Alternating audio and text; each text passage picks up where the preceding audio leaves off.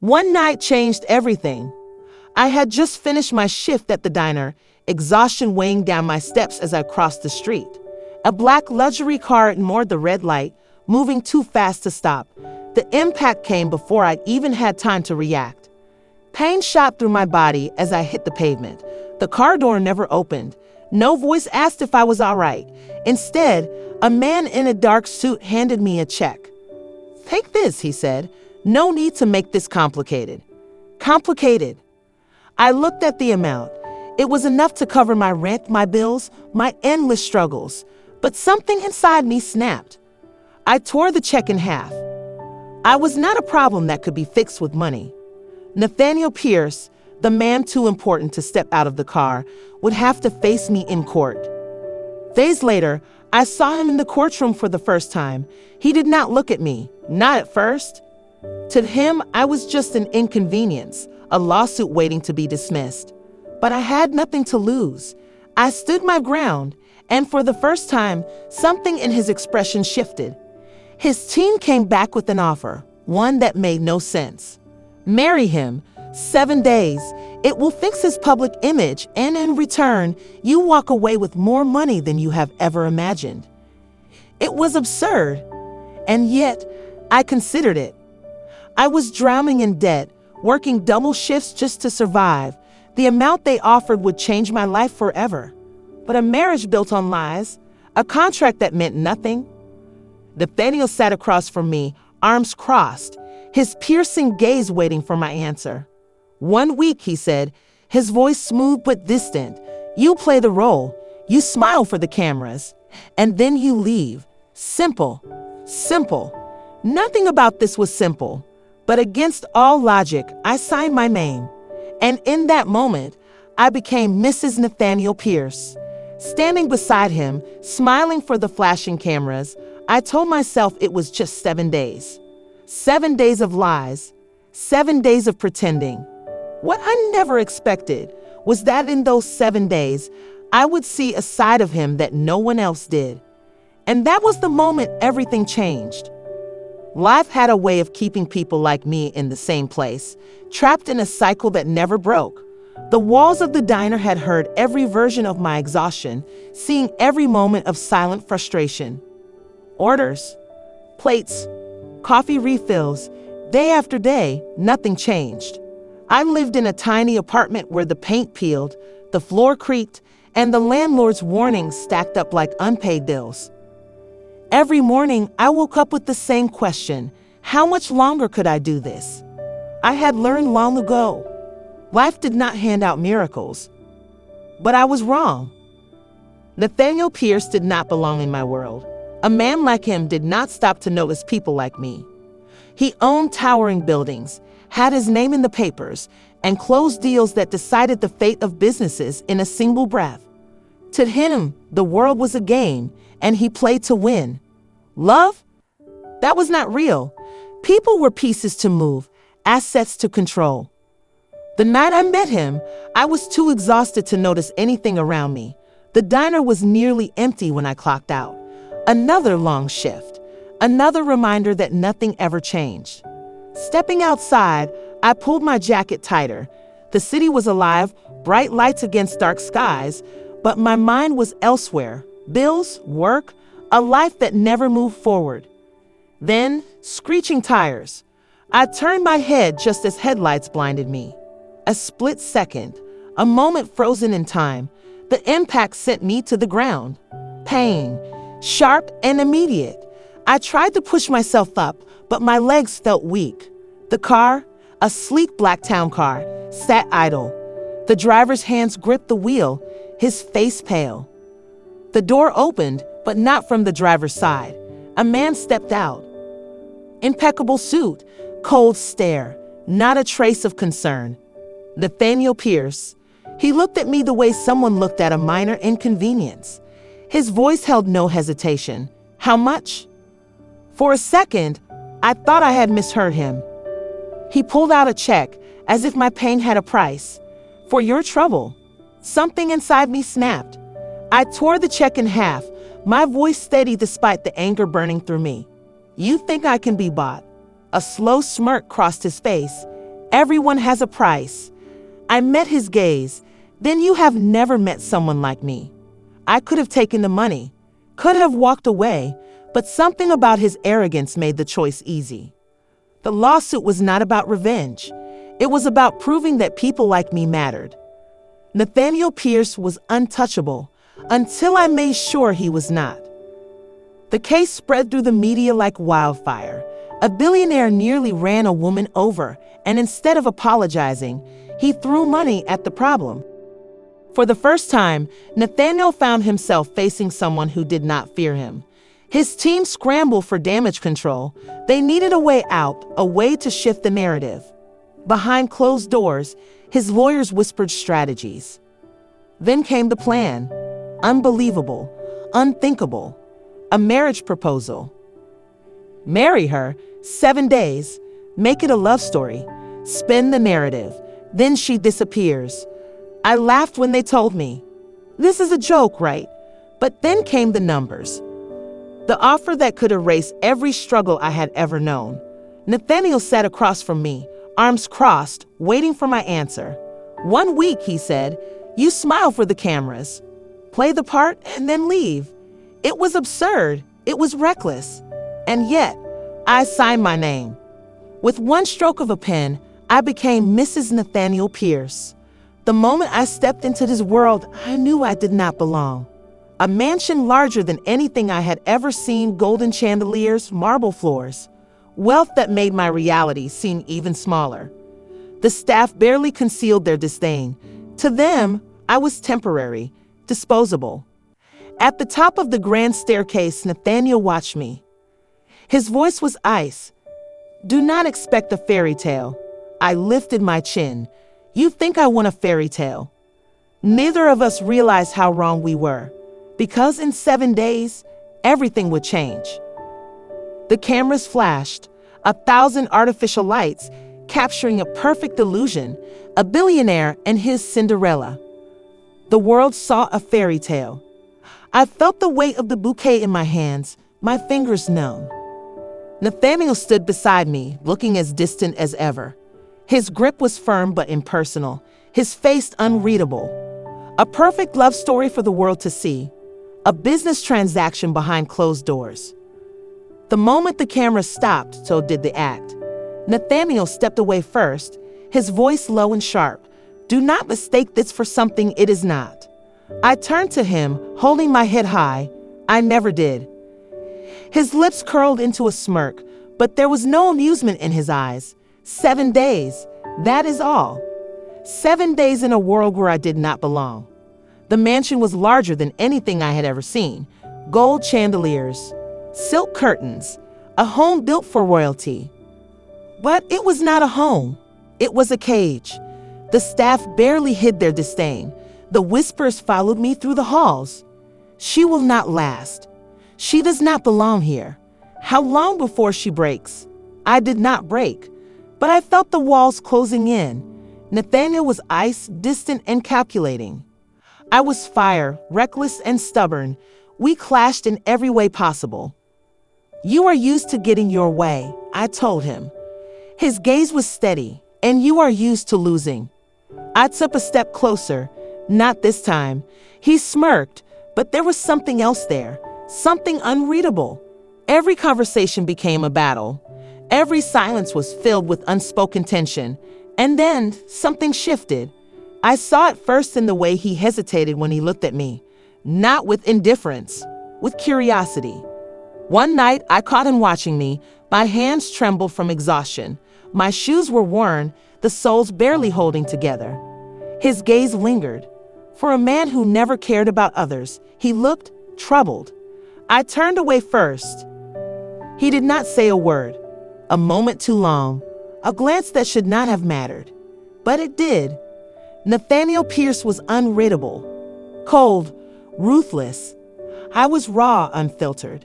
What do you see when you look at me? I asked him. He hesitated. And that was answer enough. He was not supposed to care. I was not supposed to matter. And yet, I did. His world was built on control. Mine was built on survival. Neither of us saw what was coming next. And when it did, there would be no turning back. The mansion was silent, wrapped in a darkness that felt heavier than the night itself. Somewhere in the distance, ice clinked in a glass. I had no intention of intruding, but my steps halted at the study door, slightly ajar, revealing a man who had always seemed untouchable. Nathaniel sat in the dim glow of a single lamp, the amber liquid in his glass barely moving, his gaze fixed on nothing, lost in a place far beyond this room. For the first time, I did not see the ruthless billionaire. I saw the man drowning in his own silence. My breath was barely a whisper. "Nathaniel?" He did not startle, did not look at me right away. When he did, something flickered behind his eyes, something I had never seen before. "You cannot sleep." His voice was calm, controlled, but there was a weight beneath it. I shook my head. "Neither can you." He exhaled slowly, his grip tightening around the glass. "I am used to it." The room smelled of aged whiskey and something else, regret. I should have walked away, but then he spoke again. "There was someone once," he murmured, staring at the amber glow in his hands. "Someone I trusted, someone I—" He stopped himself, shaking his head. "It does not matter now." But it did. I could hear it in his voice, see it in the way his jaw clenched as if forcing the past back where it belonged. "People leave," he finally said. "That is the only guarantee in life." His words were sharp, but his tone was not. I could have told him he was wrong, that not everyone leaves. But the way he looked at me, like he wanted to believe otherwise, made my chest tighten. I had never seen Nathaniel Pierce vulnerable. And for the first time, I almost forgot this was just a contract. The next morning, the illusion of distance returned. Cameras flashed, reporters swarmed. Another event, another lie. Nathaniel led me through the crowd, his grip firm but not harsh, the perfect husband in the eyes of the world. But then, a voice cut through the noise. "She is just a waitress," someone scoffed. I braced myself, expecting Nathaniel to ignore it. But he did not. "She is my wife," he said, his voice calm but firm, "and she deserves to be here more than any of you." A beat of silence. Then the world moved again. But I did not. I turned to him, searching his face. Nathaniel Pierce did not defend people. He did not care what others thought. Yet in that moment, he had. The realization unsettled me. Later that night, under the stars, the weight of everything felt different. No cameras, no expectations, just the quiet hum of the city below and the man beside me. His hand brushed against mine, just for a second. Well, I felt it. His gaze locked onto mine, searching. Fate was not something he believed in, but standing there, feeling his warmth so close, I wondered if he was beginning to. Neither of us moved. Neither of us spoke. Then he looked away first, his jaw clenching.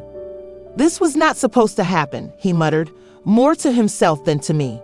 I knew what he meant. But it was already too late. The next day I laughed, really laughed, for the first time in days. I had been speaking to one of the staff when Nathaniel walked in, his gaze sharp, unreadable. Then his expression shifted. I saw it before he even realized it himself. Jealousy. A flicker of something he could not explain. He turned away too quickly, brushing past me without a word. But he felt it, and so did I. The contract was clear, 7 days. Then I was gone. That was the deal. But the thought of leaving felt different now. Nathaniel was a man who controlled everything in his life. But for the first time, he was completely out of control. Neither of us were ready for what was coming next. And when it did, there would be no turning back. The night air was sharp, but the presence standing before me was even colder. She stepped back into Nathaniel's life as if she had never left, her gaze slicing through the silence like a blade. I did not know her. But something about the way she watched me, calm, calculated, made my skin crawl. Then she spoke. "You think he is different with you." Her voice was smooth, too smooth. "You are just another game to him." My heart pounded in my chest. Her words should not have mattered. But they did. Something inside me twisted, and the way she smirked told me she knew it. Nathaniel does not love. He does not feel. She stepped closer, her eyes filled with something cruel. He collects people, and when he is done, he throws them away. The room felt smaller. The walls seemed to close in. Was she lying? Or had I been foolish to believe anything had changed? I needed answers. Nathaniel's expression was unreadable when I found him. But I was not looking at the powerful businessman anymore. I was looking at the man beneath, the one I had started to believe in. Tell me she is wrong. My voice was steady, but my hands trembled. His silence was unbearable. Then finally he spoke. I have hurt people before. His voice was quiet, raw, and I will hurt you too. The words shattered something inside me. He had not denied it. He had not fought for me. He had simply told me what I had feared all along. I turned away before he could see the tears burning behind my eyes. That night, I packed my bags. My hands shook as I folded the life I had built in just a few days. This was never supposed to last. And yet, my heart felt like it was breaking. Nathaniel stood in the doorway silent. He did not try to stop me. No apologies. No pleas. Just the unbearable quiet of goodbye. And that was when I realized he was letting me go because he believed he was not worthy of being kept. The mansion was empty without me. The silence stretched through the halls, filling every space where laughter used to be. Nathaniel had everything, but it all felt meaningless now. His business thrived. The world still bowed to him. But for the first time in his life, he questioned if any of it had ever mattered at all. He poured another drink, but the burn of whiskey did nothing to erase the ache inside him. Everywhere he looked, he saw me. The way I laughed. The way I challenged him. The way I made him feel something he had spent his life running from. He had spent years pushing people away, but losing me, that felt like a mistake he could never undo. And for the first time, he was afraid. The glass shattered against the floor as he made his decision. He had built walls so high that no one could climb them, but he did not want to be alone anymore. And there was only one person who had ever made him feel alive. His hands clenched around the steering wheel as he sped through the city. For the first time, he did not care about appearances. He did not care about his reputation. There was only one thing that mattered. Would I still be there? His heart pounded as he knocked on my door. The moment I opened it, the world seemed to hold its breath. I stared at him, stunned. He'd exhaled, his voice raw. I was wrong. The words were simple, but the weight behind them was everything. You never needed saving. His gaze held mine, steady, unwavering. But maybe I did. I did not speak. I did not move. But as I looked into his eyes, I saw something I had never seen before. Not the cold, untouchable man I met. Not the ruthless billionaire the world feared. But the man who had finally learned what it meant to love. And in that moment, everything changed. Faye wanted to believe she had made the right choice. She told herself that leaving was necessary, that it was the only way to protect her heart. But the nights felt longer and the silence heavier. No matter how much she tried to move forward, Nathaniel's voice echoed in her mind. I have hurt people before, and I will hurt you too. Had she been nothing more than another contract? Or had he been pushing her away because he was afraid? She told herself it did not matter. But deep down, she was waiting for something. Or someone. Nathaniel had always been a man of power, a man who controlled his world with wealth and influence. But now, neither could fix what was broken. For the first time in his life, he could not buy his way out. He could not negotiate, manipulate, or overpower the problem. Because the problem was himself. For years, he had told himself that emotions were weaknesses. That love was an illusion. But losing Faye, it felt like a mistake he could never undo. And for the first time, Nathaniel Pierce did something he had never done before. He fought. No grand gestures, no cameras, no carefully constructed image. He walked into the diner, where it all began, without the weight of his title, without the armor of his wealth. The world had always seen him as untouchable. But today, he was just a man standing in front of the only person who had ever made him feel alive. Faye froze the moment she saw him.